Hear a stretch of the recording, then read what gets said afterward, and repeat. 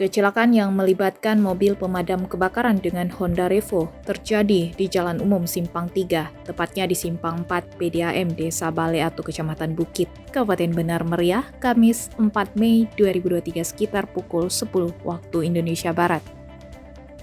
Akibat kecelakaan itu, pengendara sepeda motor Hanafiah berusia 91 tahun, warga Desa Delug, Kecamatan Bukit, Benar Meriah, meninggal dunia setelah mengalami luka berat di bagian kepala.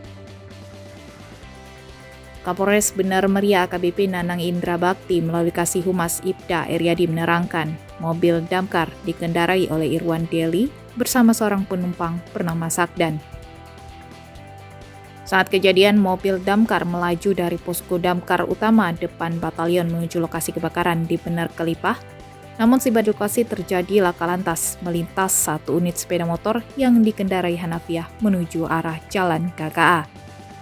Kasih Humas menerangkan saat itu pemotor tidak memperhatikan suara sirine dan klakson dari mobil damkar yang sedang melaju sehingga terjadi laka lantas yang merenggut nyawa Hanafiah.